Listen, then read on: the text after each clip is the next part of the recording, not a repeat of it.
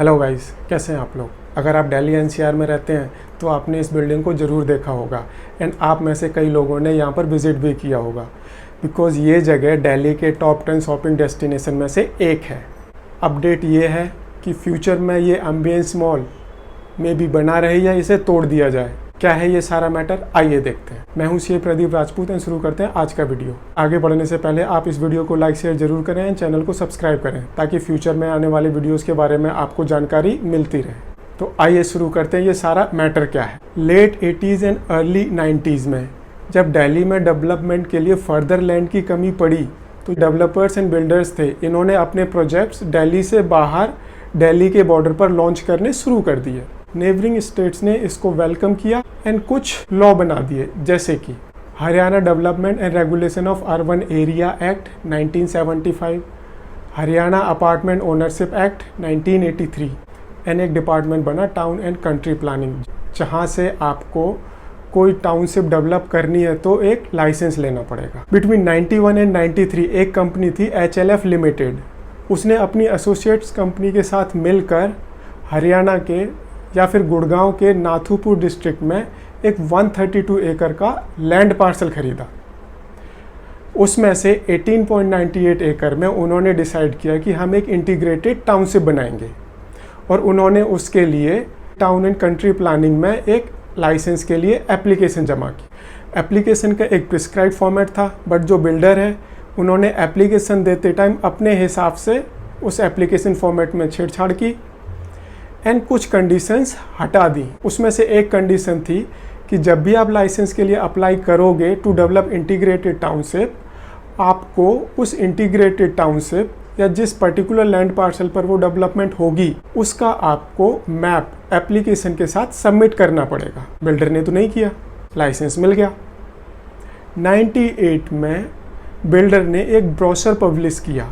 Brochure वही जिसके through builders booking लेते हैं और सेल करते हैं। ब्रोशर कुछ इस तरह से था कि हम 18.98 एकड़ में एक इंटीग्रेटेड टाउनशिप डेवलप कर रहे हैं जिसमें more than 80% area open area रहेगा, जिसमें वाटरफॉल्स होंगे, फाउंटेन्स होंगे, लगून्स होंगे, 24 hours water and electricity supply होगी, हाई स्पीड लिफ्ट होगी एंड और भी काफ़ी सारी फैसिलिटीज़ जो आपको एक 5 स्टार लाइफ जीने के लिए चाहिए, वो सारी फैसिलिटीज़ उस इंटीग्रेटेड टाउनशिप के ब्रोशर में थी।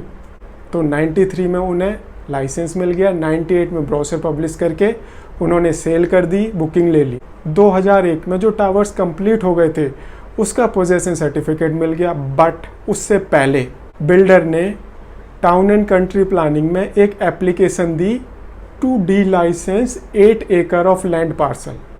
पोजेसन देने से पहले बिल्डर ने एक एप्लीकेशन दी कि जो 18.98 एकड़ का लैंड पार्सल है इसमें से 8 एकड़ को डी लाइसेंस किया जाए, और एक एप्लीकेशन और दी कि इस 8 एकड़ लैंड पर एक कॉमर्शियल कॉम्प्लेक्स डेवलप करने के लिए परमिशन दी जाए। बाद में एक और एप्लीकेशन दी टू डी लाइसेंस 3.9 एकड़ of another land parcel and to construct another commercial complex on that. दोनों का डी लाइसेंसिंग का बिल्डर को ऑर्डर मिल गया और उन्होंने वहाँ पर कॉमर्शियल कॉम्प्लेक्स की कंस्ट्रक्शन शुरू कर दी। फ्लैट ओनर्स को जब बायर्स को पोजेसन मिला तो आई एम प्रीटी श्योर उनके नीचे से ज़मीन खिसक गई होगी, क्योंकि जब उन्होंने ख़रीदा था उस टाइम क्या प्रॉमिस किया था, 18.98 एकड़ का लैंड पार्सल है, टोटल 80% फ्री स्पेस है, बट आउट ऑफ दैट 18.98 11.9 एकड़ तो बिल्डर ने डी लाइसेंस करवा के उस पर कॉमर्शियल कॉम्प्लेक्स की कंस्ट्रक्शन शुरू कर दी। More than half of the land gone. Buyers को लगा हम लोगों के साथ चीटिंग हुई है, उन्होंने कंज्यूमर कोर्ट में केस कर दिया। केस चलते चलते नेशनल कमीशन तक पहुंचा, बट देन कोई रिलीफ नहीं मिला। जब भी बायर्स कोई लीगल एक्शन लेते थे एक एप्लीकेशन साथ में देते थे कि जो भी ये इलीगल कंस्ट्रक्शन चल रही है इसको रोका जाए। कंस्ट्रक्शन कहीं नहीं रुकी एंड बाद में एम्बियंस मॉल खड़ा हो गया उस 8 एकड़ लैंड पर। 3.9 एकड़ लैंड का कोई डिस्कशन नहीं है एंड कोर्ट ने भी बोला कि 3.9 एकड़ लैंड पार्सल से रिलेटेड हमारे पास अभी कोई क्वेरी नहीं आई, तो उस पर हम कोई डिसीजन नहीं देंगे। कहीं से कोई रिलीफ नहीं मिला तो जो बायर्स थे उन्होंने सुप्रीम कोर्ट का दरवाज़ा खटखटाया अंडर आर्टिकल 32। आर्टिकल 32 होता है जब आपको कहीं से न्याय नहीं मिले तो आप सुप्रीम कोर्ट चले जाइए, आपको वहाँ से न्याय मिलेगा। बट सुप्रीम कोर्ट ने बोला कि इस मैटर को पहले हाई कोर्ट देखेगा एंड उसके बाद अगर कुछ होता है तो हमारे पास आइए। साथ ही साथ सुप्रीम कोर्ट ने बोला अगर कोई गड़बड़ी मिलती है तो हाई कोर्ट बड़ी सीरियसली लेगा एंड बड़े स्ट्रिक्ट एक्शन लेगा। मैटर हाई कोर्ट में पहुंच गया। हाई कोर्ट में क्या हुआ आइए देखते। अगर कोई फ्रॉड मिसरिप्रेजेंटेशन ऑफ फैक्ट्स के थ्रू होता है, पहले आपको कुछ दिखाया बाद में कुछ मिला, तो इसे प्रूव करना बड़ा आसान होता है। बायर्स ने भी यही किया। कोर्ट में सबसे पहले ब्रोशर दिखाया, उसमें 18.98 एकड़ की लैंड थी, more than 80% area free area होना था।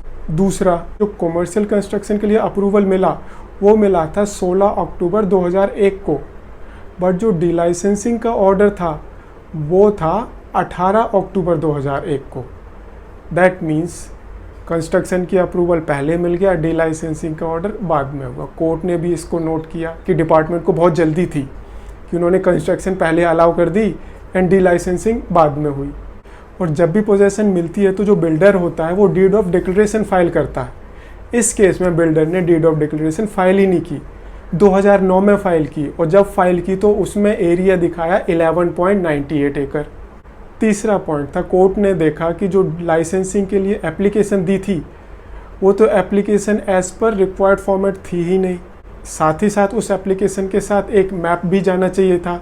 बिल्डर ने मैप ही सबमिट नहीं किया एंड उस टाइम डिपार्टमेंट के पास बोलने के लिए कुछ नहीं था। अपना डिसीजन देने से पहले कोर्ट ने कुछ बातें कही, जैसे कि बिल्डर की वायर को चीट करने की इंटेंशन वेरी फर्स्ट डे से थी।